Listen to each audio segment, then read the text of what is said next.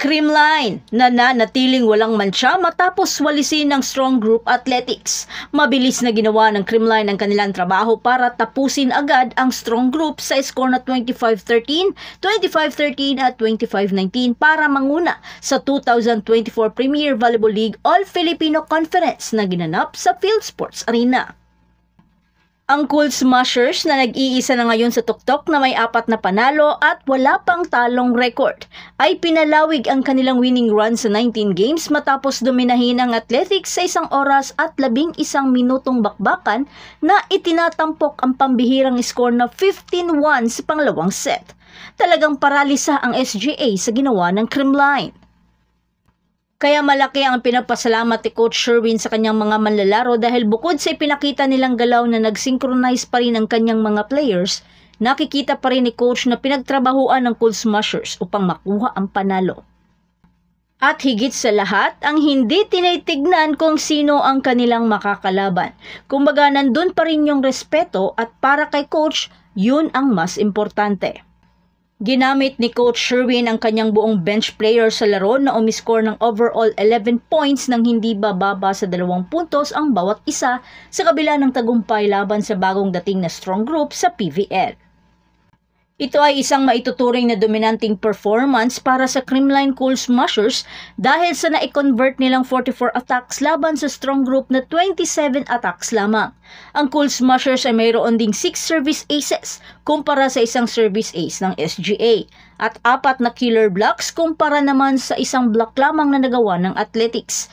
Talagang naparalisan ang SGA sa mga pambihirang laro ng Creamline. Pinangunahan ni Bernadette Pons ang balancing offensive attack ng Creamline na may 12 points including 10 attacks at 2 service aces. Ang team captain na si Alyssa Valdez na naglaro lamang sa huling 2 set ay may 9 na puntos. Nag-ambag rin sina Gemma Galanza, Bea De Leon at Dij Rodriguez ng tigli 5 puntos para sa Cool Smashers. At para sa mga susunod na laban ng Creamline, kaabang-abang ito dahil muli nilang makakalaban ang Cherry Tigo sa Sabado. 2:00 ng hapon nagaganapin sa Santa Rosa Sports Complex. At sa kabilang banda, ang SGA na nakaranas ng ika-4 na sunod-sunod na pagkatalo sa pagsisimula pa lang ng conference ay pinangunahan ni Dali Versosa ang kupunan na may nalalabi na 8 points with 11 excellent digs and 4 excellent reception. Sina Shika Espinosa at Justin Rebleza ay may tig-6 na puntos para sa Athletics. Talagang di pa makuha ng Strong Group ang kanilang tempo at napaka-shaky din ng kanilang receive at pasa.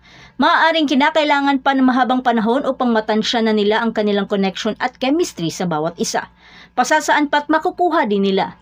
Habang given na ang Creamline na magaling sa mga ganitong aspeto dahil matagal-tagal na rin ang kanilang pinagsamahan at sadyang mga ace player din ang binuo ng kupunan ito.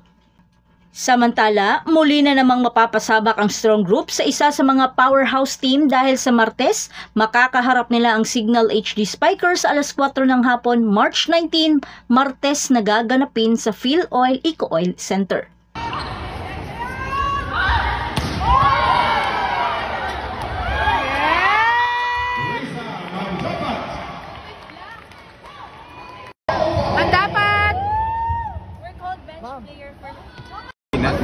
Hindi naman pinayag ngayon, hanggang 2 gamit ko na siya. Tagal na siya. 2020.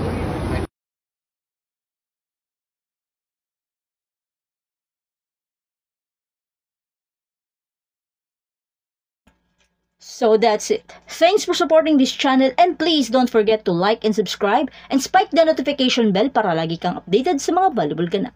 And thanks for watching.